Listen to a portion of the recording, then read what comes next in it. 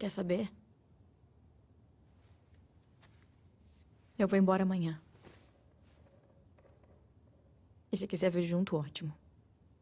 Salve, vítimas! Esse é o Tá em Choque, o seu canal de terror, horror, suspense e algo mais. E hoje a gente volta a falar do estimado The Last of Us 2. Nesse vídeo que eu quero só dar uma brisada em toda essa questão do ciclo de vingança e terror que a Ellie e a Abby protagonizam na história do game. É mais uma conversa de uma pessoa só, eu quero bater um papo. Porque eu mesmo acabei de zerar o jogo e eu tô tentando entender melhor o que eu vi. Aí segue a gente nas redes sociais, pelo amor de Deus. Você matou meus amigos. Deixamos vocês viverem. E vocês desperdiçaram.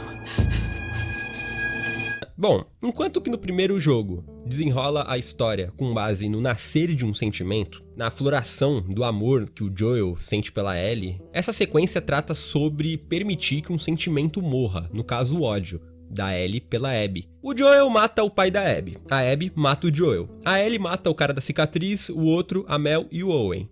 O Tommy mata o Manny, a Abby mata o Jesse e sequela o Tommy. A Abby poupa a Dina e a Ellie pelo Lev e a Ellie salva a Abby e depois poupa ela pelo Joel. Abby, depois de ser torturada e desnutrida, parte sem rumo com o Lev num barco. A Ellie é deixada pela Dina, fica sozinha e vai embora sem rumo. Muito foi criticado sobre a Ellie ter poupado a Abby no final.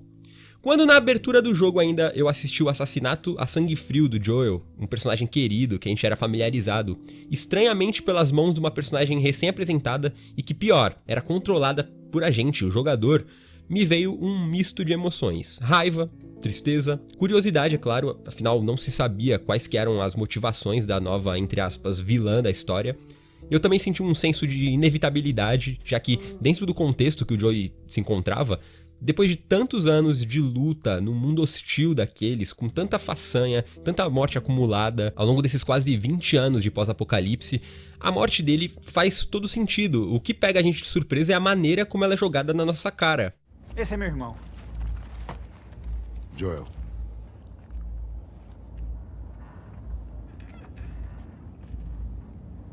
Parece até que já ouviram falar da gente. É porque já ouviram. Começa então a busca por vingança. A gente assume a Ellie, arma na mão, maldade na mente, e até metade do game a gente percorre Seattle atrás dos membros do grupo da Abby, e a Ellie passa a eliminar não apenas eles, mas qualquer um que fique entre ela e o seu objetivo, encontrar e matar a Abby. O abalo psicológico da Ellie vem quando ela, sem saber, mata uma mulher grávida, ainda que entre muitas aspas, legítima defesa, uma vez que ela tava ali atrás de outra pessoa e tal. E depois de voltar pro teatro onde ela tava abrigada, a Ellie é surpreendida pela Abby de novo, e é nesse momento climático que a história volta no tempo pra nos contextualizar melhor, revelando a perspectiva da Abby desde o final do primeiro game. E é revelado então que a garota era filha de um médico, o mesmo que seria responsável pela criação da vacina através da Ellie e que depois seria morto pelo Joel. O maniqueísmo dos personagens, que nessa altura já tinha sido rompido, o é ainda mais quando a gente vê o conflito nos envolvidos. E afasta aquela ideia do cientista malvado que queria só brincar com a vida da Ellie. E aí a gente tem uma dimensão de quantas vidas tinham sido afetadas pelos ocorridos daquela noite. Meu Deus! Doutor! O que você tá fazendo aqui? Não vou deixar você levar ela. Ela é o futuro. Pensa em todo mundo que vamos salvar. E é quando a gente avança para uma Abby já endurecida pelos eventos, quando a sua vingança já havia sido concluída. Quando ela acaba tendo seu caminho cruzado com o Lev e a Yara, dois cicatrizes fugitivos, ela constrói entre eles uma relação parecida, ironicamente, com a do Joel e da Ellie no game anterior. Eles eram de mundos diferentes, tinham objetivos e visões diferentes sobre as coisas, mas detectaram algo uns dos outros que permite mais tarde a criação de uma família. Mais tarde, na sua tentativa de resgatar o Lev na Ilha dos Serafitas, quando ele vai atrás da mãe dele, a Abby encontra o seu amigo e companheiro de serviço, o Manny, que tá tendo problemas com um sniper, e depois de muita batalha, o Manny acaba sendo morto pelo atirador, que é revelado ser o Tommy. Ao voltar pro esconderijo, a Abby descobre os corpos da Mel e do Owen, assim como da sua fiel cadela, Alice. É quando tudo isso nos leva ao presente, quando, depois de matar o Jesse, a Abby atira na cabeça do Tommy e trava o seu embate com a Ellie, do qual ela vai sair vencedora, poupando a vida da Dina e da Ellie a pedido do Lev. Para!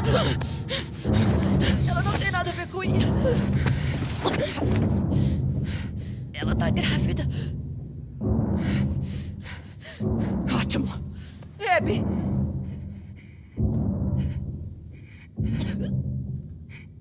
A partir daí o game permite pra gente uma pausa pra respirar, passa o tempo, a gente vê a Ellie vivendo uma vida feliz com a Dina na fazenda, enquanto a Abby e o Lev vão pra Santa Bárbara atrás dos vagalumes, que é o grupo revolucionário que a gente vê no primeiro jogo, cujo objetivo é encontrar a cura, e depois da chacina do Joel no hospital acabou sendo dissolvido. Segundo boatos, haviam vagalumes remanescentes lá em Santa Bárbara, que estava reunindo esforços para que a organização se restabelecesse.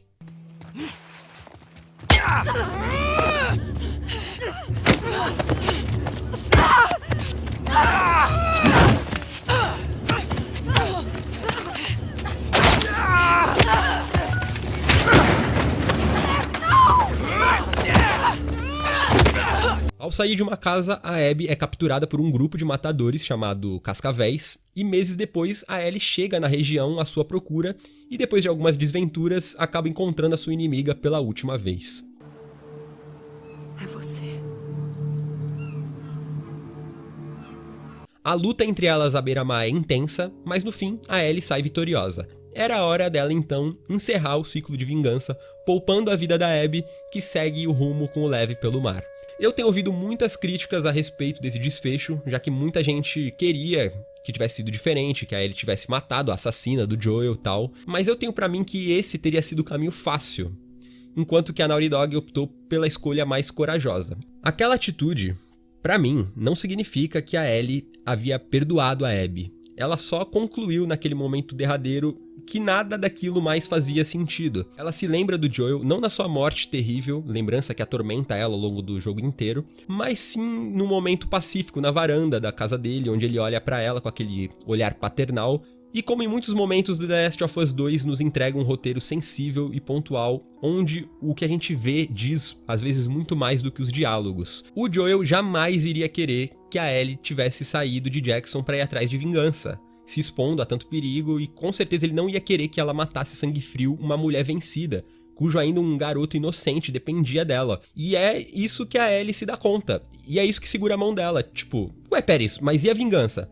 Tinha que ter a vingança, meu amigo. A vingança já tinha acontecido várias vezes ao longo de toda essa história. Tipo, a Abby ter matado o Joel foi uma vingança. A Ellie ter matado todo o grupo da Abby foi uma vingança. A Abby matar o Jesse e sequelar o Tommy foi ela se vingando de novo. E aí, beleza, a Ellie mata a Abby na frente do Lev, ia dar continuidade para um ciclo que devastou as duas protagonistas por todo esse tempo. No final da história, a gente vê uma Abby frágil e desnutrida, vagando com um destino totalmente incerto, enquanto a Ellie termina de uma maneira semelhante, porém agora um pouco mais esclarecida, e as duas no final têm pelo menos possibilidades pela frente. E é como Owen diz na conversa com a Abby lá no barco, talvez elas tenham parado de seguir a luz, de ir atrás daquilo que traria a ruína delas. Vai ver, a gente parou de procurar a luz. Pode ser.